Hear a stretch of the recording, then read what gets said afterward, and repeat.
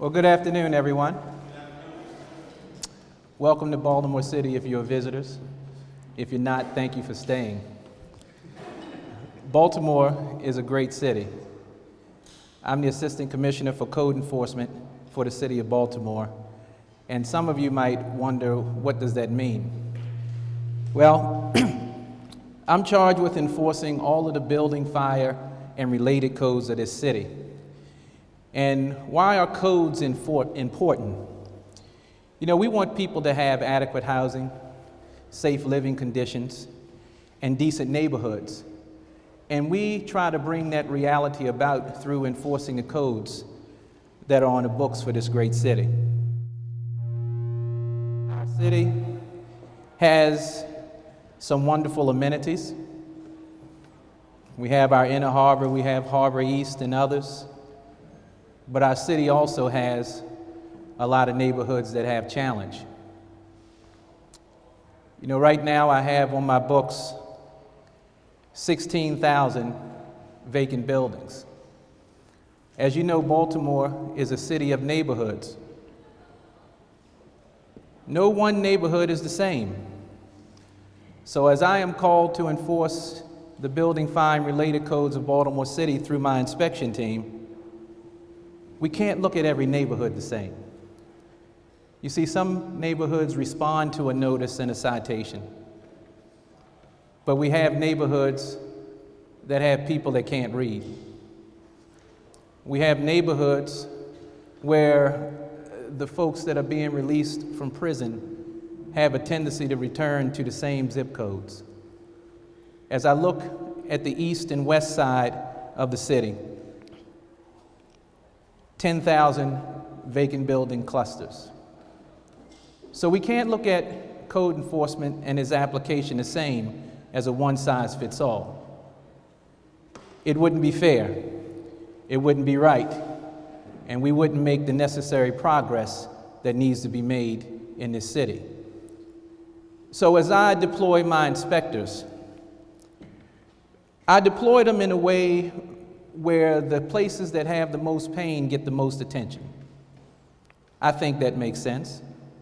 If you live in a neighborhood where you take care of your lawn, a window is broken and you fix it, or you have a neighbor that's going to tell on you and get us to come out, give you a notice and make you fix it, one thing that happens in those neighborhoods, people are responsive. But when we go to the neighborhoods that have a lot of challenge, we get a different reaction there. We have a different challenge there. Issuing a notice is important because we need to identify where the problems are in this city. But getting the resolution is often more difficult. You see, in these neighborhoods that I talk about, I'm the product of one of them. I'm an East Baltimore guy. I come from a neighborhood where, when I was coming through, blue-collar jobs that could send a kid to college existed. But when I look at those neighborhoods now, those jobs are gone. When I look at those neighborhoods now, the employer of the day is the street corner pharmacist. I think y'all know who I'm talking about. You see, in these neighborhoods, people have low skills or no skills. A lot of them are unemployable. In these challenged neighborhoods that I talk about, there are people in those neighborhoods that are on fixed incomes. The Miss Lucy's of the world, 90 years old. Where is she going to go on her Social Security? Sometimes we say that people are trapped in these neighborhoods. Well, in the neighborhoods that have this challenge, I make sure that the inspectors pay particular attention in these neighborhoods. Neighborhoods that I speak of have no standard. I make certain that the inspector is that standard. You see, I have a constituent, Mr. Wink, and he rides his neighborhood every day in West Baltimore, Northwest Baltimore. He doesn't allow the neighbor's grass to get above 8 inches before he's calling to let me know. Why? Because that's the neighborhood that Mr. Wink grew up in. Mr. Wink is retired now. He's taken this on to be his full-time job. He doesn't want the property values in the neighborhood where he purchased to start to decrease. So, is it a city that has some challenge? Yes, it is. Is it a city that has tremendous upside? Yes, it is. And I am encouraged and grateful to be in the position that I'm in. Why? Because being a product of East Baltimore, I bring some sort of a balance to code enforcement. It's not a one-size-fits-all. It's not a one-size-fits-all. How do we get our arms around the vacant building problem? Well, I'm fortunate to work with some very smart colleagues. Michael Braverman, Julie Day, Commissioner Graziano. I am so happy to be a part of this team because we are very innovative in our approach. You have clusters of vacant buildings, and then you have sprinklings of vacant buildings around the city. You see, in those neighborhoods where there may be 1 or 2 vacant buildings on a block, we enforce the code to the point where if you don't do something with it as an owner, we're going to find a way to get it into receivership and get it auctioned off and get it in the hands of someone that can fix it. Why would we do that in that type of neighborhood? Because neighborhoods that are healthy, usually there's a market there. But let me bring you back to the east and west side where we got clusters of 10,000 vacant buildings. What's the solution? What's the solution in a neighborhood like that? A neighborhood where the prison population returns to. Neighborhoods where our seniors that grew up and had those blue-collar jobs and have retired, they can't move somewhere else. What is the approach in neighborhoods like that? Well, government has to be courageous, as well as our nonprofits. You see, if government and nonprofits stimulate the market there, investors will come. You see, when investors see that government is putting money in a particular place, for example, our East Baltimore development and our American brewery, investors come and try to fill in the gap in between. But what do we need to do to help those investors from a code enforcement standpoint?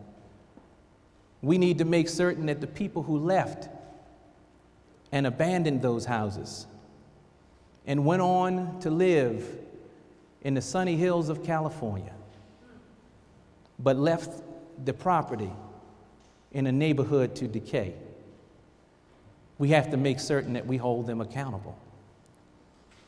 If they don't want the property, we'll take it. We'll put the force on them so that they can release that property into the hands of investors that want to spend money to bring these neighborhoods back to life.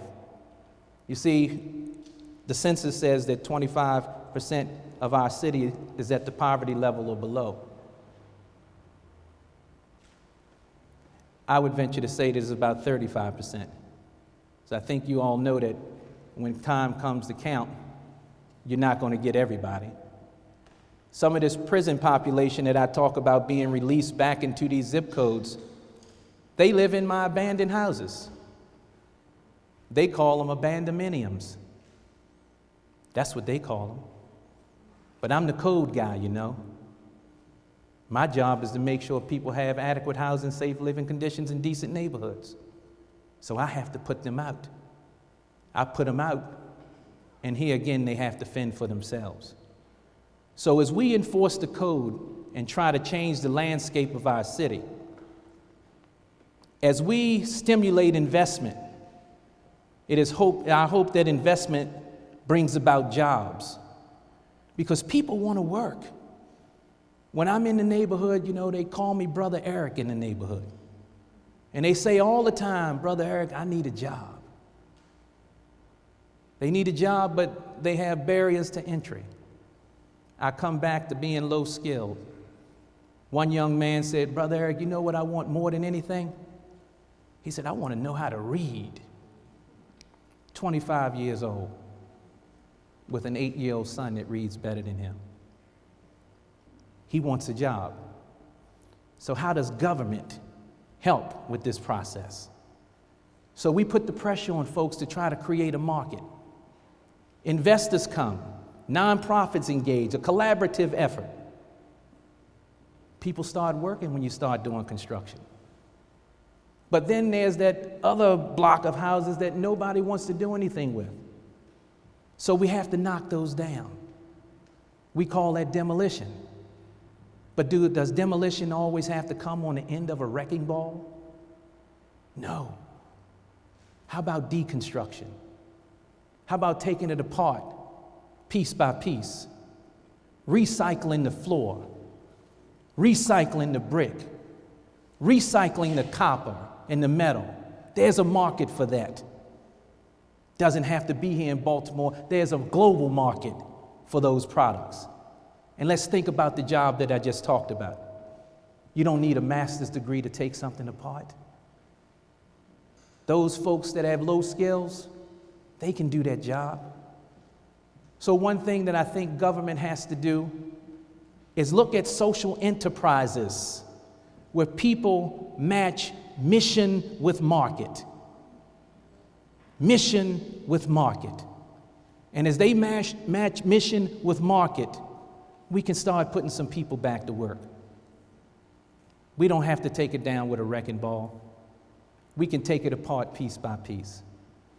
You know, some of the guys that I talk to that just want a job, some of them find the wages to get a pickup truck.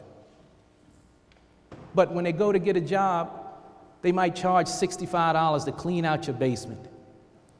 Well, after they do the math with their helper and the gasoline, that garbage never makes it to the dump. It ends up behind a vacant house, and we, the city, we have to come and get it anyway. So why don't we create an opportunity for them? You see, that trash is recyclable. Wouldn't you agree? If it cost us over $200 to send a crew out to clean up that very trash, why wouldn't we create a social opportunity where those small haulers can help keep our city clean? Bring the trash to us and maybe we'll give you $25 a load. Do we save anything with that? We save that over $200 truck roll and the risk from the people that are working on those trucks. So as I close, I ask us to continue to think. I ask us to continue to be creative. We have an awesome city here in Baltimore. And as I talk about Baltimore, I'm talking about other urban centers around the country and even around the globe. We have an awesome opportunity.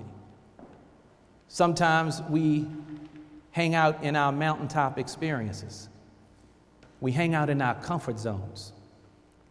But what I respectfully submit to you today as I close, that comfort zone is fine, that mountaintop is fine.